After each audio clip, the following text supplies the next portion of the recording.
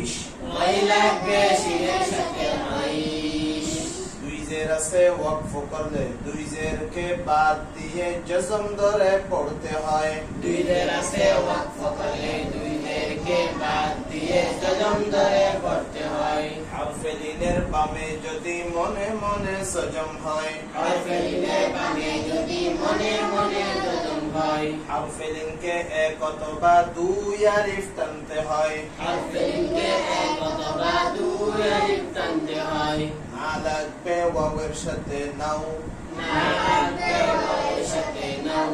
জবর বামে ওয়াও সাকিন হারফে লিন, জবর বামে ওয়াও সাকিন হরফে লিন। নাও লাগবে মিমের সাথে নাও, নাও লাগবে মিমের সাথে নাও।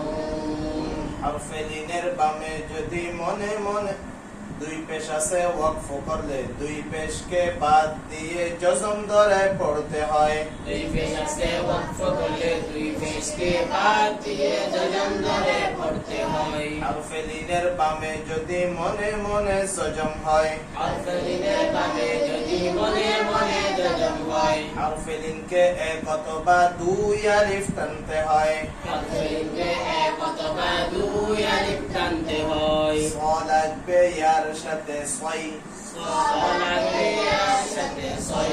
জবর বামে ইয়া সাকিন হারফে লিন, জবর বামে ইয়া সাকিন হরফে লিন। সই লাগবে ফায়ের সাথে সই, সই লাগবে ফায়ের সাথে সই।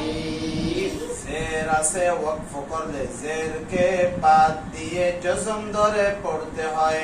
জের আছে ওয়াকফ করলে জেরকে বাদ দিয়ে জজম ধরে পড়তে হয়। হারফে লিনের বামে যদি মনে মনে সজম হয়, হরফে লিনের বামে যদি মনে মনে জজম হয়। হারফে লিনকে এক অথবা দুই আলিফ টানতে হয়। হরফে লিনকে এক অথবা দুই আলিফ টানতে হয়। খ লাগবে ওয়াওয়ের সাথে খৌ, খ লাগবে ওয়াওয়ের সাথে খৌ।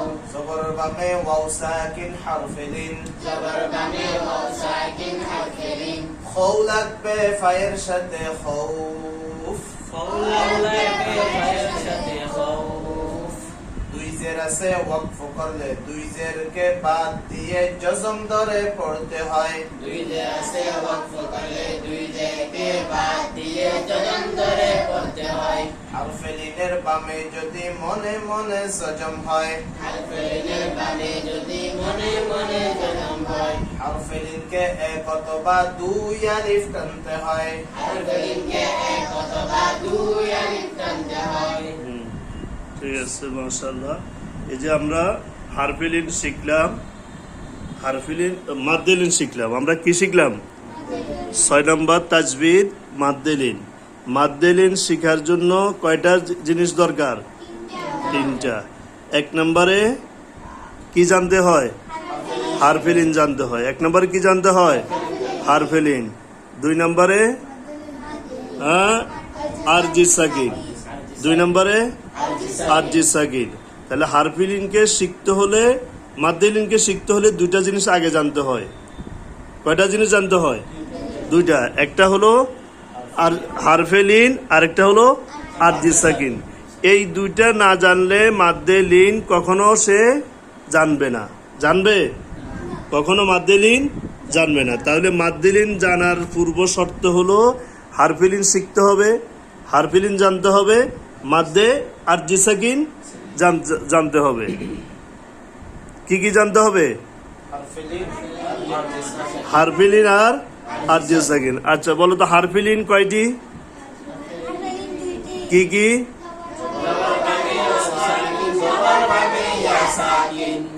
এরপরে আরজি সাকিন কি কি কারণে হয়? আরজি সাকিন কখন হয় বলো?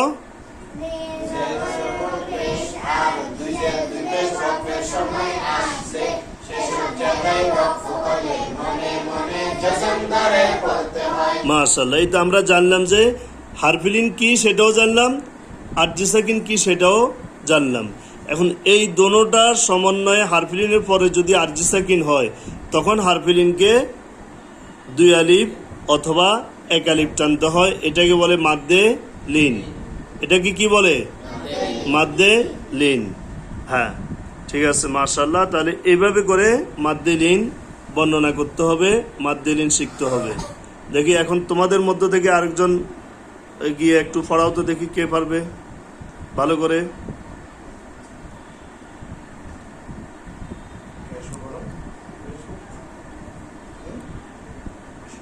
হুম,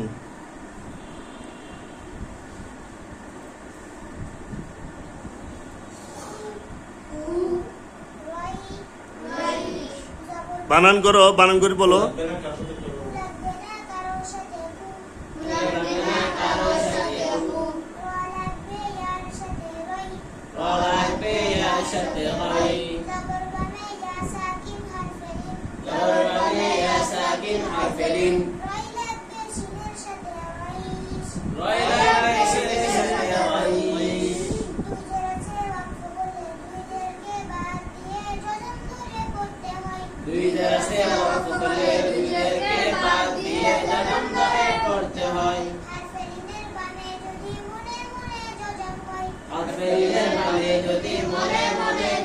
হ্যাঁ, হারফিলিন বলতে হারফিলিনকে দেখাই বলো।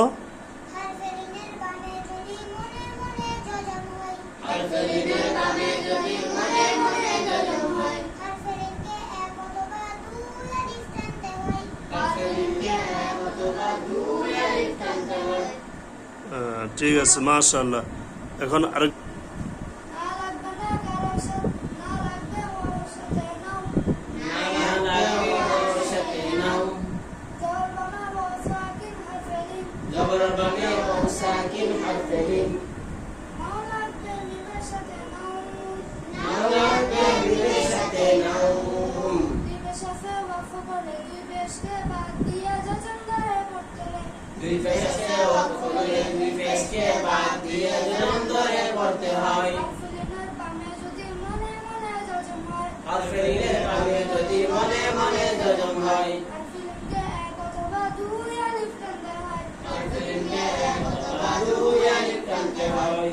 আলহামদুলিল্লাহ, মোটামুটি বোঝা যাচ্ছে যে তোমাদের বুঝে আসছে মাদ্দেলিন কিভাবে হইতে হয়।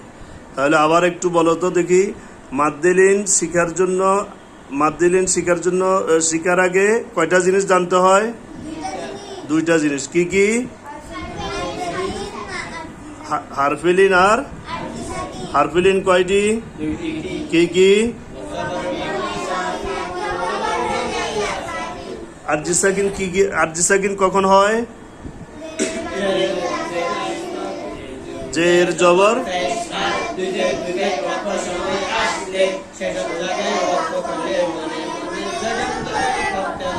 হ্যাঁ, তাহলে হারফিলিনের বামে যদি আরজি সাকিন হয় তখন কি হয় বলো?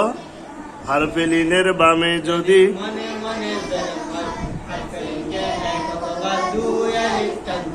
হ্যাঁ, ঠিক আছে, মাস